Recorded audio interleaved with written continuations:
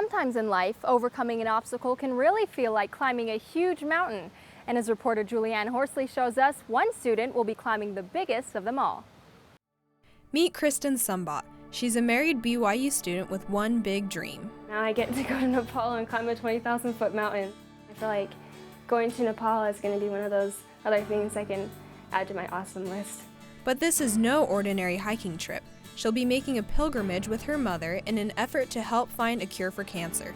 Kristin teamed up with Above and Beyond Cancer to carry prayer flags up the mountain.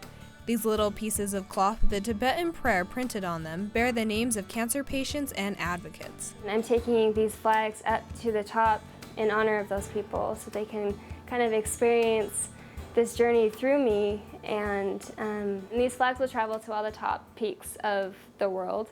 But Kristin isn't just an advocate for curing cancer. She's a cancer survivor. For several days, Kristin felt a little more than tired and weak coming home from school.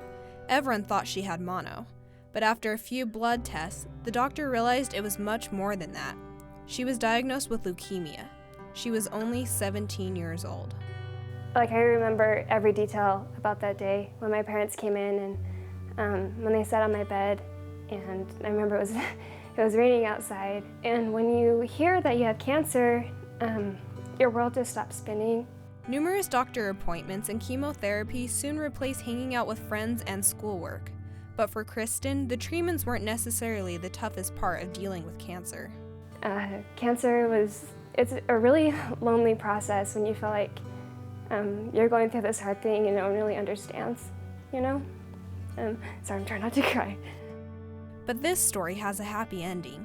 After 828 days of chemotherapy, along with a team of doctors, that rainy day soon passed when doctors came to Kristin and told her she no longer had to face one of her biggest enemies.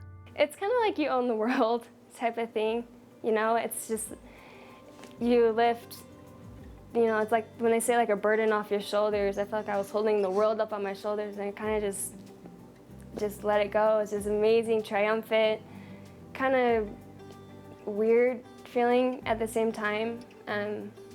But it was probably one of the best days of my life.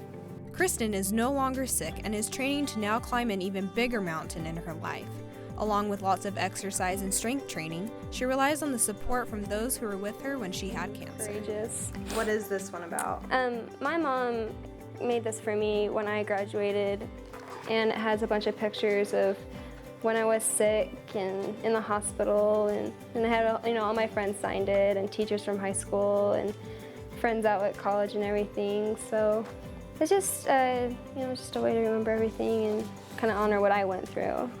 I want to use it as like an inspirational tool to help people that are going through cancer right now, to show that even when life gets you down and when things don't seem really promising, that you can do amazing things.